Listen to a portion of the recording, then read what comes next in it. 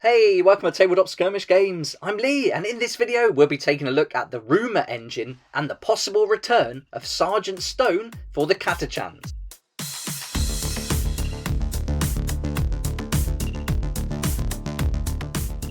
Earlier this week we saw this ominous image from the rumour engine, and my friend sent me a message attached with this picture of a Catachan Gland warrior.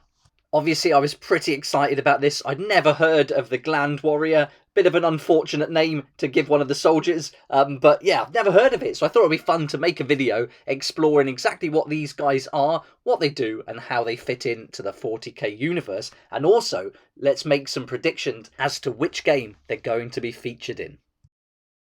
So here we've got the two images side by side, and you can see this weapon is definitely the same one. It's even got the little tassel hanging down from it, the rivets in the same place, the spike, and that Catachan looking blade. We can see the Inquisition mark here, and also down the right hand side here, and we've seen that in the Space Hulk Kill Team articles too.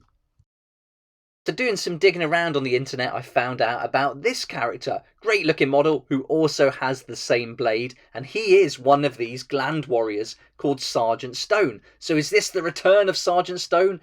And exactly who is he? Let's find out in the rest of this video. But before we do that, I want to say a huge thank you to this month's sponsors, in particular to ANVIL Industry for sponsoring this video. You may have saw the video I did just recently about perfect proxies for Games Workshop miniatures, and that was these models here from ANVIL Industry. They are the Republic Grenadiers, and I'm going to be painting these up on the channel very soon. Now these are awesome models, you can customise them, you can order them in all different variations, and they're going to be brilliant as veterans for the Astra Militarum. Here's the ANVIL Industry website where you can pick up the special characters like the comms specialists. You can also get the male and female Grenadier bundles and lots of other characters there too. Now these Republic Grenadiers are part of the regiment's infantry line, and they have a huge range of different regiments within it. So if you're looking for something special for your Astra Militarum or Imperial Guard, then I don't think you can go wrong by checking out ANVIL Industry. And I'll put a link in the description below that'll take you to their website so you can explore it and just see some of the awesome models that they do. So a huge thanks again to ANVIL Industry for sponsoring today's video. Now let's find out a bit more about this Sergeant Stone character. Now he comes from a game called Inquisitor, and I don't know much about this, so I had to do a little bit of research. And I found out that Inquisitor is an RPG style game. It's a 54mm scale, so the models would have been quite a bit bigger than we're used to, but it is featured in the Warhammer 40k universe. It was first published in 2001, and it was designed by Gavin Thorpe at Games Workshop.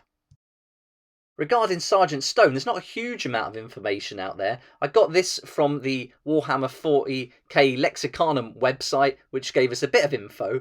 And I also found a PDF of the Inquisitor game itself. So that's available for free. You can easily find it on Google, and that's got that same information in it.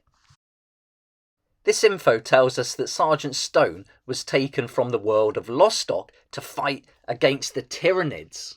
A few companies of the Lostock 23rd were modified by tech priests to fight in a hellish war zone, and incorporated many organs and drug secreting glands into them, and this enabled them to survive unprotected, as well as boosted their combat effectiveness. So these are the Gland warriors, and despite their enhancements, only 3 of them were believed to survive the conflict, and Sergeant Stone was one of them.